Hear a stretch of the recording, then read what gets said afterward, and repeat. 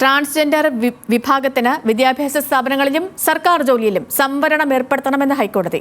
6 മാസത്തിനകം സംവരണം ഏർപ്പെടുത്തണം എന്നാണ് നിർദ്ദേശം. വിവരങ്ങളുമായി ലീഗൽ കറസ്പോണ്ടന്റ് ഷപ്ന സിയാദ് ചേരുന്നുണ്ട്. ഷപ്ന, ഈ ട്രാൻസ്ജെൻഡറെ 3ാം ലിംഗക്കാരായി അംഗീകരിച്ച് സുപ്രീം കോടതി ഉത്തരവ് പുറപ്പെടുവിച്ചിരുന്നു. ഇതിന്റെയൊക്കെ അടിസ്ഥാനത്തിലാണോ ഇപ്പോൾ ഹൈക്കോടതിയുടെ നടപടി?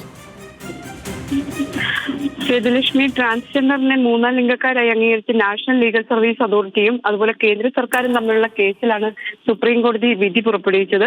ഈ സാഹചര്യത്തിൽ ഈ ഉത്തരവിന്റെ അടിസ്ഥാനത്തിൽ ജസ്റ്റിസ് മുഹമ്മദ് മുഷ്താഖ് അടങ്ങുന്ന ഡിവിഷൻ ബെഞ്ചിന്റേതാണ് ഇപ്പോൾ ഈ ഹൈക്കോടതിയിൽ നിന്നുണ്ടായിട്ടുള്ള ഉത്തരവ്.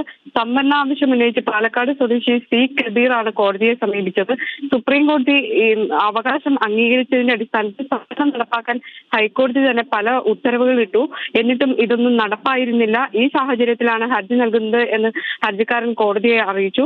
സാമൂഹികവും സാമ്പത്തികവുമായ ആണെന്ന് കണക്കാക്കി വിദ്യാഭ്യാസം, തൊഴിൽ സംവരണം ഏർപ്പെടുത്തണം എന്നതായിരുന്നു സുപ്രീം കോടതിയുടെ ഉത്തരവ്. സർക്കാരിന്റെ നയരൂപീകരണ കാര്യത്തിൽ സാധാരണഗതിയിൽ കോടതികൾ ഇടപെടാറില്ല. പക്ഷേ ട്രാൻസ്ജെൻഡർമാരുടെ അവകാശം സുപ്രീം കോടതി തന്നെ അംഗീകരിച്ചതിന്റെ അടിസ്ഥാനത്തിലാണ് 6 മാസത്തിനകം വിദ്യാഭ്യാസ, തൊഴിൽ മേഖലകളിൽ സംവരണം ഏർപ്പെടുത്താൻ ഹൈക്കോടതി ഇപ്പോൾ നിർദ്ദേശം നൽകിയത്. ഓക്കെ ഷപ്ന.